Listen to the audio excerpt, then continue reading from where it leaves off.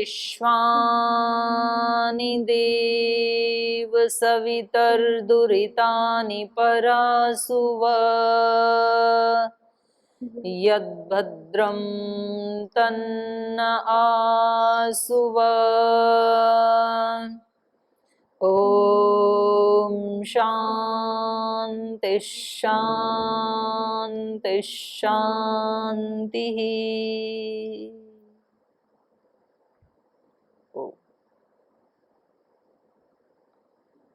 आज पतंजलि गुरुकुलम देव प्रयाग में बैठे हैं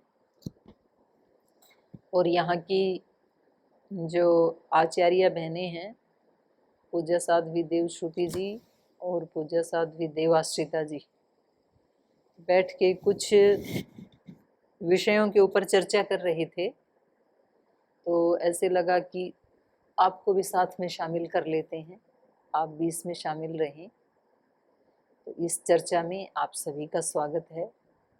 दिव्य जीवन में अपने जीवन को उत्कृष्ट बनाने के लिए इस प्रकार की चर्चा हमें भी अपने घर परिवार में अपने स्वजन परिजनों के साथ मिल करके करते रहना चाहिए, क्योंकि ऐसे सुना है कि बात से ही बात बिगड़ जाती है, बात से ही बात बन जाती है।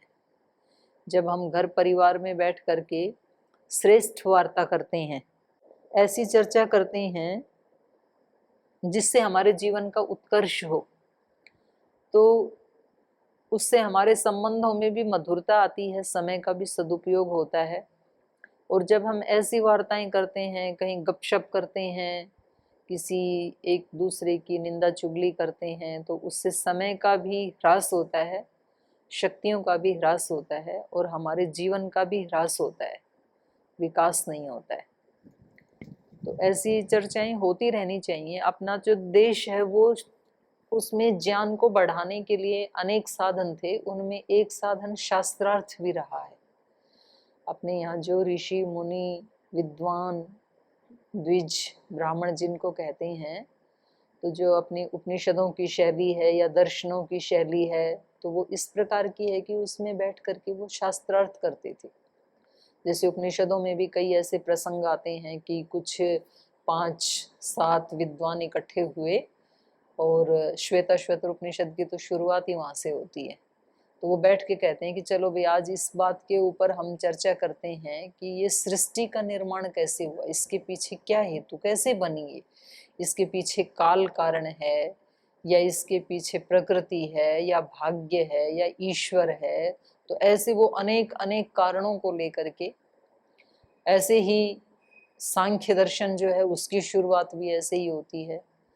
और ऐसे ही शास्त्रों में भी, जैसे विशेष करके न्याय दर्शन में, तो वो पूरे दर्शन की रचना इस प्रकार से की है, पूर्व पक्ष उत्तर पक्ष, कि किसी चीज किसी सत्य तक पहुंचने के लिए। और वहां तो बल्कि एक जो 16 पदार्थ माने हैं न्याय दर्शनकार ने, गौतम ऋषि ने, तो उनमें एक संशय को भी शामिल किया है। प्रमाण विपर्य, प्रमाण प्रमेय, संशय प्रयोजन दृष्टांत सिद्धांत, ऐसे जो 16 अवयव हैं, तो उसमें प्रमाण प्रमेय संशय तीसरे नंबर के ऊपर संशय आ गया। क्योंकि हम संशय उठा करके सत्य तक पहुंचते हैं, तो उसको भी साधन माना है। संशय में हमें अटक नहीं जाना है, क्योंकि किसी वस्तु को हम जैसा किसी ने बताया और उसको एज इट इज हमने स्वीकार कर लिया, तो फिर वो सत्य बहुत कठिनाई से हमें आत्मसात होगा, या वो सत्य हमारा नहीं होगा, फिर उस व्यक्ति का सत्य है वो।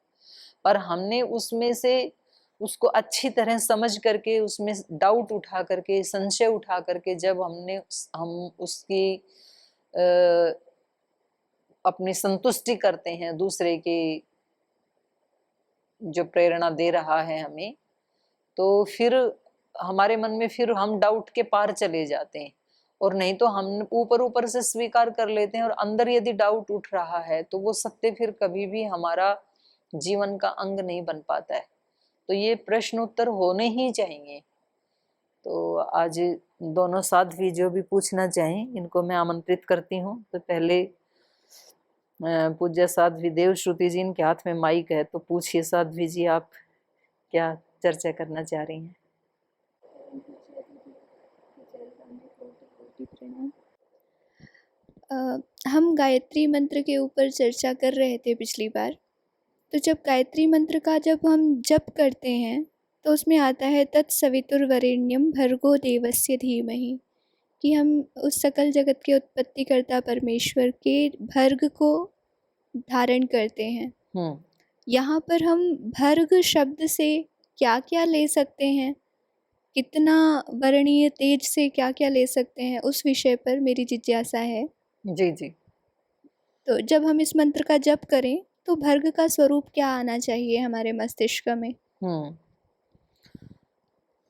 तो जैसे सामान्य अर्थ तो भर्ग का अर्थ तेज कर दिया जाता है, और तेज को हम सूर्य के प्रकाश के रूप में हम तेज को समझते हैं, और अग्नि में जो हम हवन कुंड में जलाते हैं उसको हम तेज कहते हैं, जो ट्यूबलाइट जलती है उसको भी हम तेज कहते हैं। तो तेज हमने ऐसी प्रकाशित वस्तुओं को तेज कहा है, और तेज का ये गुण है, चाहे वो हवन कुंड का तेज है, चाहे लाइट का है, चाहे सूर्य का है, अग्नि का है, कोई भी है, उसके सामने अंधकार नहीं रहता है, ये उसका गुण है। तो ऐसे ही यहाँ हम मांग रहे हैं ईश्वर का तेज, वो भर्ग, तो वो किस रूप में हमारे दोषों का नाश करेगा? भर्गो देवस्य धीमहि। क्योंकि अगर हमने मानो कि सूर्य जैसे ज्वलनशील किसी पदार्थ को धारण किया तो हम ही जल जाएंगे। सूर्य की तो बहुत दूर तक की परिधि में भी जीवन नहीं है, इतनी उसमें तेज है।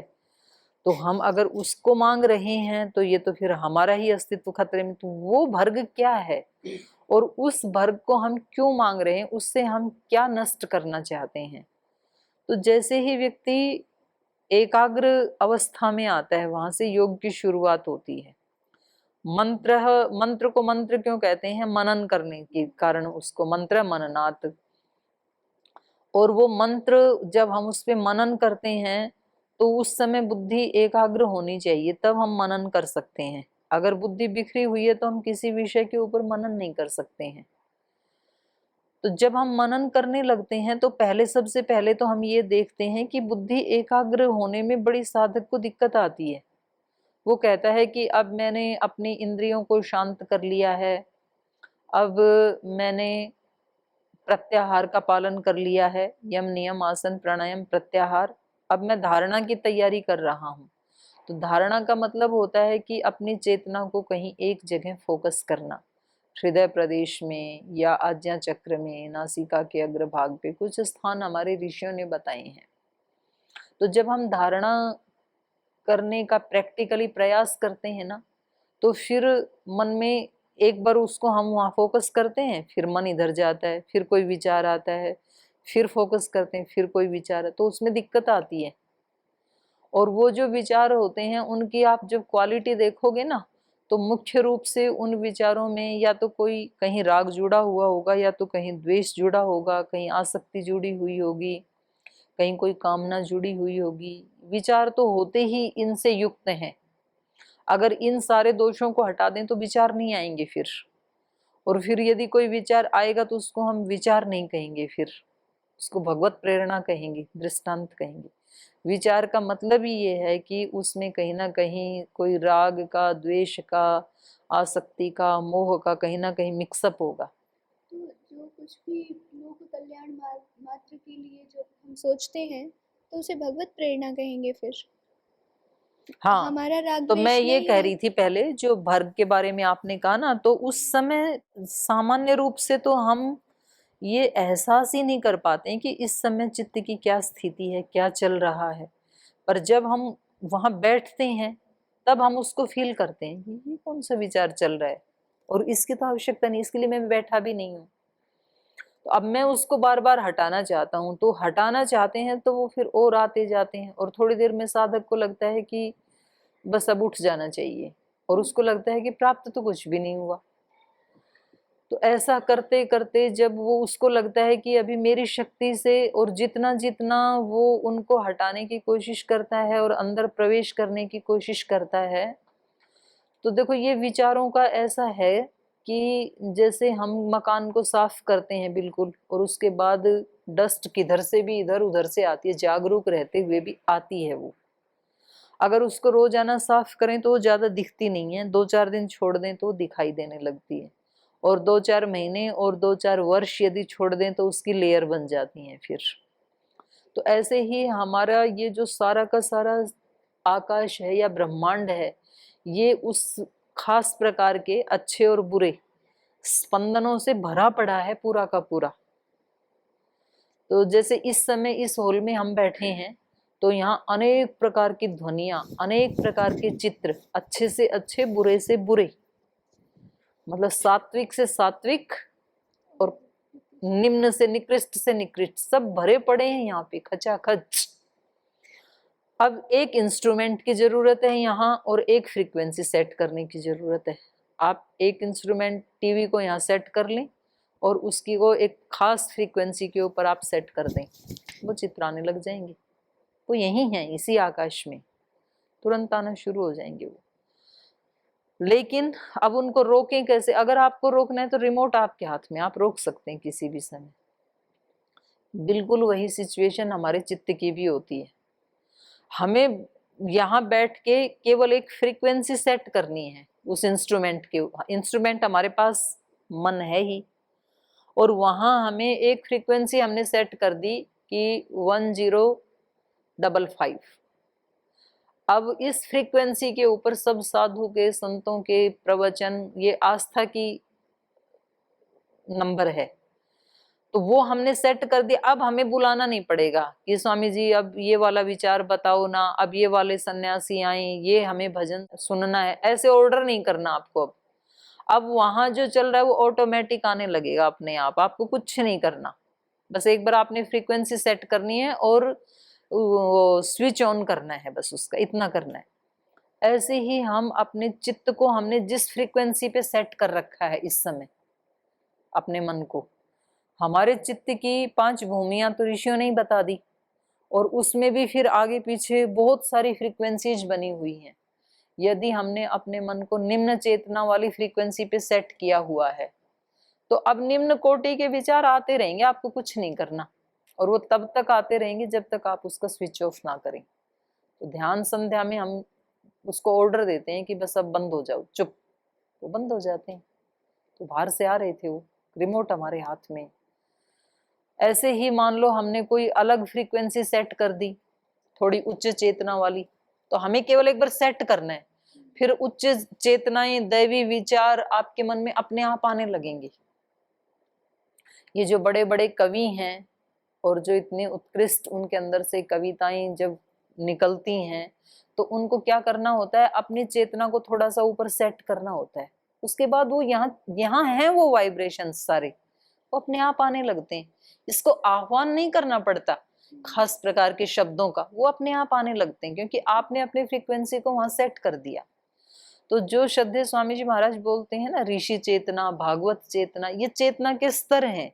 तो हम अपने चित्त को जहां सेट करते हैं ना, हमारी चेतना का जो स्तर है, तो उस प्रकार के विचार, उस प्रकार के भाव ऑटोमेटिक आने लगते हैं। ये जो मांगा भर्गो देवस्य धीमहि, जो स्वामी जी महाराज बात करते हैं ऋषि चेतना, भागवत चेतना की, तो ध्यान के समय वहां जब चेतना को लेके जाते हैं ना, तो ये दोष दिखने लगते हैं हमें। तो जब सारे दोष हमें दिखने लगते हैं तो फिर व्यक्ति घबराता है, फिर अरे ये इतने सारे, जब तक नहीं दिखते हैं ना तो फिर व्यक्ति ठीक है, शांत है। अब आप यहाँ देवप्रयाग में रहते हैं तो यहाँ बिच्छू बहुत हैं, लेकिन वो छेर में घुसे रहते हैं, तो घुसे हैं तो ठीक है, हम आराम से घूमते रहते हैं। और वो सारे के सारे जिस दिन बाहर आ जाएं रास्ते के ऊपर, तो फिर व्यक्ति सोचता है कि भाई ये तो चलना ही मुसीबत हो जाएगी, तो इनका तो कुछ सॉल्यूशन ढूंढना पड़ेगा, कोई ऐसी दवाई हो जिससे कि ये सारे के सारे नष्ट हो जाएं या भाग जाएं, तो कुछ तो समाधान उनको। सबको देखोगे तो आपको कुछ हटाने का उपाय भी आप फिर उसमें सोचेंगे, जब तक दिखते नहीं है। तो जैसे ही साधक ने अपनी फ्रीक्वेंसी को एक खास मोड के ऊपर सेट किया, तो उसको अपने दोष दिखने लगते हैं कि इन दोषों के रहते हुए मैं कैसे उसके आनंद को प्राप्त कर सकता हूँ, उसके साथ एकात्म कैसे हो सकता हूँ। बहुत बड़ा बैरिकेड है ये तो वहां पर फिर ये प्रार्थना उठती है, भर्गो देवस्य धीमहि, मेरे अंदर इतनी हिम्मत नहीं है कि मैं इन सब को हटा सकूं। यदि चाहें तो आप तो अभी ध्यान मात्रेण, आपकी तो एक दृष्टि पड़ने से ही मेरे सारे दुखों का नाश हो सकता है। लेकिन ये अधिकारी, ये कहने का अधिकारी भी वही व्यक्ति है जिसने अपनी चेतना को इतना ऊंचा उठाया है और वो वास्तव में कल्याण चाहता है। और उसके बाद पूरा पुरुषार्थ करने के बाद फिर वो जब डिमांड कर रहा है किसी बड़ी शक्ति से, वो ही अधिकारी। हमने ना तो दोषों को देखा, एक सामान्य चेतना का जो स्तर है, ना तो अभी अपने दोषों को देखा, और ना हमारा कोई ऐसा संकल्प ही है कि हमें ऐसे वाला दिव्य जीवन जीना है। और फिर भी हम रोजाना गायत्री मंत्र का पाठ किए जा रहे हैं। तो जब हम उसको देखते हैं तो फिर हमारे हृदय से एक प्रार्थना उदित होती है, भर्गो देवस्य धीमहि। तो ये भर्ग ऐसा है कि मतलब जैसे सूर्य आदि जो तेज हैं, ऐसा ही एक मन को भी एक तेज माना है। ज्योतिषाम ज्योतिरेकम, ये ज्योतियों में भी एक बहुत उत्कृष्ट ज्योति है ये। तो ज्योति कई प्रकार की होती हैं। अब जैसे हम सूर्य और चंद्र में देखें तो एक शांत ज्योति है, एक उष्ण ज्योति है। ऐसे ही जो हमारा मन रूपी ज्योति है, वो ऐसी ज्योति है कि वो आत्म स्वरूप को और परमात्मा स्वरूप को जैसा वो है वैसा हमारे सामने अभिव्यक्त करने की क्षमता रखती है। उसके फिर कई सारे स्तर हैं बुद्धि के, मतलब मन इंस्ट्रूमेंट एक है, अंतःकरण, और उसके अलग अलग 4 प्रकार के काम करने से फिर उसको हमने 4 भागों में विभाजित कर दिया, मन बुद्धि चित्त अहंकार। तो उसमें जो बुद्धि वाला पार्ट है वो जितना परिष्कृत होता चला जाएगा तो उतना उतना फिर वो उसको हटाता जाएगा दोषों को। लेकिन तो भी वो कितना भी परिष्कृत हो जाए तो भी कोई केवल अपने बुद्धि बल से अपने अनेक असंख्य जन्मों के दोषों को हटाने में सक्षम नहीं है व्यक्ति। तो उसको ये प्रार्थना तो ये ऋषियों के हृदय से निकली हुई एक सत्य प्रार्थना हम कहेंगे, भर्गो देवस्य धीमहि। तो जैसे किसी के मन में ईर्ष्या का दोष है, या किसी के मन में किसी के प्रति अत्यंत राग है, मोह है, उस समय यदि हम गायत्री मंत्र का पाठ करते हैं तो फिर मुझे क्या विचार करना चाहिए? मान लीजिए मेरे मन में ईर्ष्या है और मुझे वो दोष दिख रहा है अपना, और फिर अब मैं उसे हटाना चाहती हूँ, तब गायत्री मंत्र का जप कर रही हूँ। जी। उस समय मुझे फिर भर्ग का अर्थ क्या लेना चाहिए? कैसे मेरे अंदर उसका एक भावना कैसी हो कि मेरा ईर्ष्या द्वेष जो है, ईर्ष्या द्वेष वो समाप्त हो जाए? हाँ, तो इसमें समाप्त कुछ भी नहीं होता है, बस शक्तियां जो है वो उनका यू टर्न होता है, परिवर्तन होता है, डाइवर्ट करना होता है। तो हमें उस भर्ग के, क्योंकि जैसे मैंने कहा ना कि इसमें अंधकार नहीं होता है, प्रकाश जहाँ होगा। तो जब भर्ग होगा, ईर्ष्या मुझे क्यों हो रही है कि मैं अपने आप को भी एक शरीर रूप में देख रही हूँ, और जिससे ईर्ष्या हो रही वो भी एक शरीर रूप में है मेरे सामने। लेकिन जब मेरी बुद्धि में भर्ग की अधिकता होगी, तेज की, ज्ञान की अधिकता होगी, तो मैं भी एक आत्मा हूँ, वो भी एक आत्मा है। उसके अंदर भी कुछ दोष हैं, मेरे अंदर भी कामना है। तो मेरी कामना के कारण मुझे उससे ईर्ष्या हो रही है, और उधर उस व्यक्ति के अंदर भी प्रतिस्पर्धा की भावना है, तो उधर से भी मुझे नेगेटिव वाइब्रेशन ही प्राप्त हो रहे हैं। तो अब मैं अभीप्सा ये कर रही हूँ कि प्रभु मेरी बुद्धि इस प्रकार से आप डाइवर्ट कर दें कि मैं उसको एक आत्मा के रूप में देखूं, और उस आत्मा के साथ आपको बैठे हुए देखूं, आप परमात्मा को। तो उस व्यक्ति से द्वेष करना या ईर्ष्या करना आपसे ही ईर्ष्या या द्वेष करना है, तो ये तो मेरा नुकसान हो रहा है। और मैं शरीर रूप नहीं हूं, और मुझे जो मिलना है आपकी न्याय व्यवस्था के अनुसार उसको कभी कोई नहीं छीन सकता है। तो अब मैं अपनी तरफ से शुरुआत करती हूँ, ये अभिप्सा करती हूँ। मैं नहीं कर रही हूँ, बल्कि आपका भर्ग ही मेरे माध्यम से ये काम कर रहा है, मुझे दिखा रहा है कि मैं एक बिल्कुल विशुद्ध आत्मा हूँ। मेरा किसी के कर्म से कोई लेना देना नहीं है। हाँ, मेरे कर्म से मेरा पूरा लेना देना है, इसलिए मैं अपनी तरफ से एक पहल कर रही हूँ उस आत्मा के लिए कि आप भी खूब आगे बढ़ें और हम भी खूब आगे बढ़ें। आपकी भी समस्त शक्तियों का विकास हो और हमारी भी समस्त शक्तियों का विकास हो, अच्छी शक्तियों का, और हम दोनों आत्माएं मिलकर के यहाँ भगवान के यंत्र बन करके यहाँ रहें। तो फिर हम देखेंगे कि हमारे चित्त में धीरे धीरे परिवर्तन आने लगता है, और वो परिवर्तन हम नहीं कर रहे, वो ईश्वर की कृपा से हो रहा है, ऐसा साधक कृतज्ञतावश बोलता है। तो ये उस समय भर्ग का रूप। इसमें एक प्रश्न भी मन में और आ रहा है कि कई बार सुना है कि जब भी कोई दोष हमारे मन में उत्पन्न हो तो एक तरीका होता है कि उसके लिए प्रतिपक्ष भावना करना, जिसे हम अभी सोच रहे हैं, विचार कर रहे हैं। हाँ और एक होता है कि हम उसे दृष्टा भाव से देखें, और तीसरा एक पक्ष होता है कि हम उसे निग्लेक्ट कर दें और अपना मन कोई दूसरे कार्य में लगा लें। हाँ, तो यहाँ पर जो पूर्णतः रूपांतरण के लिए तीनों में से क्या करना होगा? देखो नेग्लेक्ट करना जो आपने बोला वो तो इंस्टेंट इलाज है, कि जैसे बहुत पीड़ा हो रही है तो पेन किलर ले लिया, तो ठीक है, आपने अपने मन को डाइवर्ट तो कर दिया, उस इतने समय के लिए तो आप बच गए, लेकिन वो दोष तो बरकरार है, तो फिर आएगा कभी ना कभी। तो ये ज्यादा अच्छा तरीका नहीं है, पर ये इंस्टेंट तरीका हो सकता है कि व्यक्ति अपने मन को डाइवर्ट कर दे, अच्छी बात है ये। क्योंकि सबसे पहली जो भूल या दोष हमारे से होता है वो यही होता है, जिस दिन हमारा मूड ठीक नहीं होता है तो हम अपने कर्तव्य कर्म को उस दिन बंद कर देते हैं कि आज मेरे से क्लास नहीं ली जाएगी, आज मेरा मूड ठीक नहीं है, आज मेरे से खाना नहीं बनेगा क्योंकि मेरा मूड ठीक नहीं है। तो पहला तो यही है इंस्टेंट, तो कि भाई किसी भी हालत में अपने कर्तव्य कर्म को नहीं छोड़ना है। उसको छोड़ दिया तो ये ज्यादा प्रबल हो जाएगा मूड, तो मुझे प्रबलता मूड को नहीं देनी है, अपने आप को देनी है। मैं मूड से ज्यादा बलवान हूँ, मूड खराब है तो भी मुझे, क्योंकि मैं एक आत्मा हूं ना, तो भी मुझे इस मूड को हावी नहीं होने देना है, इस मूड के ऊपर मुझे हावी होना है। तो ये तो इंस्टेंट हो गया।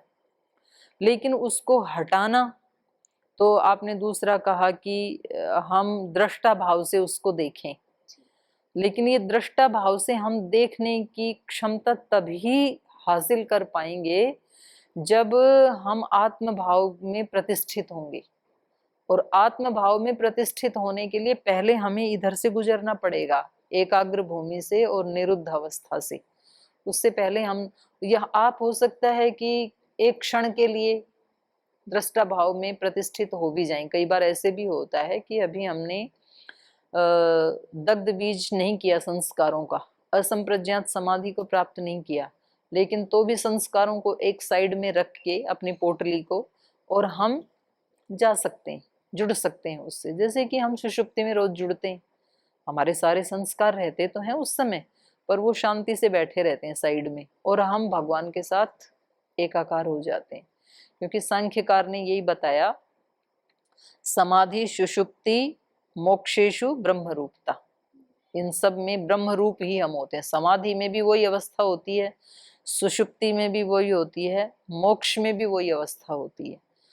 तो रोजाना हम उसमें जाते ही हैं। तो एक क्षण के लिए आप दृष्टा भाव में जाने का एक अभिनय कर सकते हैं। एक तो होता है एक्चुअली दृष्टा भाव में स्थित हो जाना, तो वो तो तब होगा जब आपने अपने सारे दोषों को दग्ध बीज कर दिया, तो ये तो अंतिम स्थिति है। पर उससे पहले आप एक क्षण, दो क्षण, एक मिनट, आधा मिनट ऐसे अभ्यास कर सकते हैं। वो आपको बहुत लाभ देगा और आपको हिम्मत देगा कि ये स्थिति भी हो सकती है। तो ये पहले वाला जो आपने डाइवर्ट किया था उससे थोड़ा अच्छा उपाय है, लेकिन तो भी दोष तो हैं। तो अंतिम समाधान तो यही है कि उनको दग्ध बीज कर दें हम, भर्गो देवस्य धीमहि। तो उस भर्ग के बिना वो दग्ध बीज हो सकते नहीं है। तो अंत में जाकर के जो गीता में भी 3 मार्ग बताए ना, ज्ञान योग, कर्म योग, भक्ति योग, भक्ति योग, तीनों का समन्वय हुए बगैर अंतिम समाधान नहीं हो सकता है। जो ज्ञानी है उनको भक्त बनना ही होता है, और उनको कर्मयोगी होना ही होता है। वो मिलते ही हैं, कुछ ना कुछ तो कर्म करेंगे ना। जो ज्ञानी है वो भी कुछ तो कर्म करेगा, लेकिन वो उसका कर्म कर्म नहीं होगा, कर्म योग होगा। और उसके साथ वो किसी बहुत बड़ी सत्ता को स्वीकार कर रहा है, तो वो भक्ति योग भी होगा। और जो भक्त है उसके अंदर ज्ञान होगा, तभी तो वो भक्ति में प्रतिष्ठित रह पाएगा। और वो जो भी कर्म करेगा वो उसकी पूजा है, वही उसकी भक्ति है। तो वास्तव में ये तीनों जो हैं इनको अलग नहीं किया जा सकता। जैसे हम मूल प्रकृति के सत्वर स्तंभ को अलग नहीं कर सकते हैं, यद्यपि तीनों का स्वभाव देखने में बिल्कुल अलग दिखाई दे रहा है। हाँ, एक ज्ञान स्वरूप है, एक कर्म की प्रधानता वाला है, एक मूढ़ता की प्रधानता वाला है, लेकिन हम उनको सर्वथा अलग नहीं कर सकते। ऐसे ही कर्म, ज्ञान और भक्ति को सर्वथा अलग नहीं कर सकते। तो हम कितना भी ज्ञान का सहारा लेके चलें तो भी हमें ईश्वर प्रणिधान तो करना ही पड़ता है। तो उसको आप शास्त्र की भाषा में ईश्वर प्रणिधान कह लें, गीता की भाषा में भक्ति योग कह लें, कुछ भी कहें। तो ये जो ऋषियों के हृदय से निकला हुआ है ना, भर्गो देवस्य धीमहि, ये उस ऋषि की बहुत ऊंची ज्ञान की स्थिति को भी दर्शित कर रहा है और बहुत ऊंची कर्म योग की स्थिति को भी दर्शा रहा है और बहुत बड़े ईश्वर प्रणिधान की, जिसको हम प्रार्थना कहते हैं, उसको भी दर्शा रहा है। तो प्रार्थनाओं का तो बहुत बड़ा महत्व है जीवन में, लेकिन अब प्रार्थना के भी स्वरूप को समझना पड़ेगा हमें कि हमने ऐसे बोला कि हमारे लिए भगवान जी ऐसा कर दो, हमने बोला भर्गो देवस्य धीमहि धियो यो नः प्रचोदयात्, और अपने आप हमारी बुद्धि जो है ऐसे ऐसे चलने लगी, रातों रात एक बार मंत्र बोला और ऐसा हो गया। ऐसे नहीं होता है। तो कोई भी यदि समस्या आती है तो हम ऐसा समझ सकते हैं कि यदि हमारे सामने कोई समस्या आए और हम उस समय अपने आप को महसूस करें कि हमारा मन विचलित हो रहा है, तो सबसे पहले हम एक बार ठहर जाएं और जो हमारा कर्तव्य कर्म नियत है उस कर्म को हम नहीं छोड़ें, उसको करें। और फिर जो हमारा समय नियत है संध्या उपासना के लिए या फिर ध्यान आदि के लिए, तो उसमें उस समस्या को प्रॉपर तरीके से उठा करके उसे पूरा देख करके समझ के फिर विचार करके फिर उसके मूल तक जा करके उसको सॉल्व करें। मतलब हम ये जो इंस्टेंट एस्केप लेते हैं, इंस्टेंट उपाय हम अपनाते हैं, तो ये इतना ही पर्याप्त नहीं है किसी दोष को समाप्त करने के लिए या उसका रूपांतरण करने के लिए। मतलब अंतिम समाधान तो रूपांतरण ही है। और अगर हम ऐसा ही करते हैं, सिर्फ बहाने से अपने मन को दूसरे कार्यों में लगाते रहते हैं और दूसरे काम नहीं करते हैं, तो वो हमारा फिर रूपांतरण कभी नहीं हो सकता। हैवी होता चला जाएगा, वो दोष और बढ़ते चले और बढ़ता जाएंगे। चला जाएगा। फिर वो नष्ट होने का तो रास्ता ही बंद कर दिया हमने, क्योंकि उसको तो हमने स्वीकार ही नहीं किया जी। तो वो तो फिर और ज्यादा बढ़ता चला जाएगा हमारा। तो इसमें आप पूछ भी रहे थे अभी थोड़ी देर पहले कि ये जो स्तुति, प्रार्थना, उपासना है, तो इसका मैंने कहा ना कि प्रार्थना के बिना काम नहीं चलता है। जी। और प्रार्थना वो नहीं है कि बस हमने केवल ऐसे मंत्र बोला भर्गो देवस्य धीमहि और उन्होंने हमारी बुद्धि में भर्ग को स्थापित कर दिया। हाँ, तो ईश्वर ऐसे कोई हमारा मतलब वो असिस्टेंट तो है नहीं कि जो हमने बोला और मतलब हमें क्या हक है। ऐसे तो हम किसी अपने संबंधी को भी बोलते हैं कि मेरे लिए आप ये करो, तो वहां भी हम ये अपेक्षा नहीं कर सकते हैं कि वो हमारी बात कर ही देगा। तो वहां भी हमें कुछ तो उसके लिए भी करना होता है, तो ही तो वो हमारे लिए करेगा ना। तो ईश्वर हम जो भी बोले और वो ऐसे करने लगे तो ऐसा नहीं है। तो ऐसा नहीं है तो फिर ये प्रार्थनाएं क्या है? तो श्रद्धेय स्वामी जी महाराज हमेशा बताते हैं प्रार्थना पुरुषार्थ पूर्वक होती है।